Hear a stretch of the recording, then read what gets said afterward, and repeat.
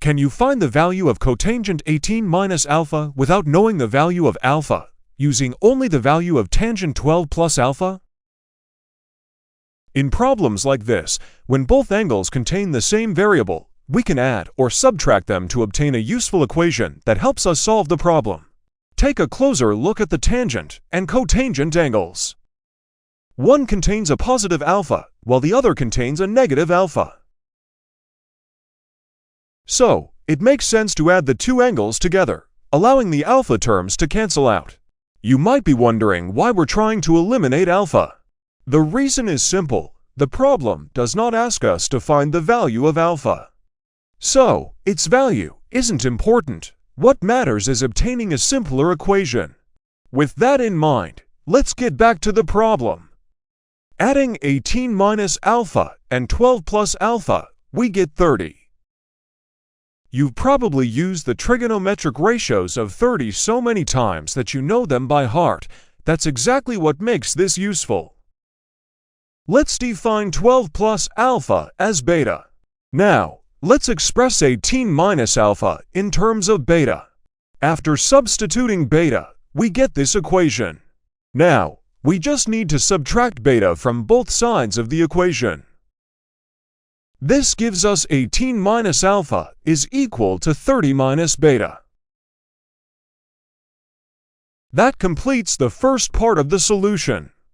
Now, let's move on to the main part of the solution.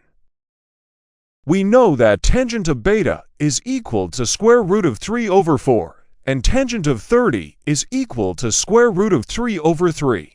Now, by applying the cotangent difference formula, we can find cotangent of 30 minus beta, or equivalently, cotangent of 18 minus alpha. The formula is cotangent of I minus b is equal 1 plus tangent a multiply tangent b, all over tangent a minus tangent b. Don't worry about this formula for now. I'll prove it in detail in another video. Now, we simply replace I with 30 and b with beta. Next, we substitute the values of tangent of beta and tangent of 30 into the formula. From this point on, we only need basic arithmetic.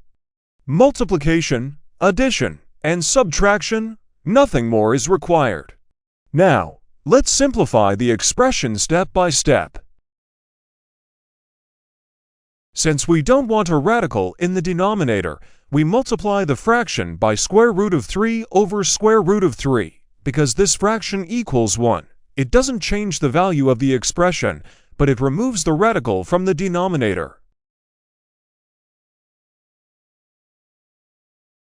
This simplifies to 5 times square root of 3. Therefore, if tangent of 12 plus alpha is equal to square root of 3 over 4, then cotangent of 18 minus alpha is equal to 5 times square root of 3. Thanks for watching this video. If you enjoyed this problem, don't forget to like and subscribe. Goodbye.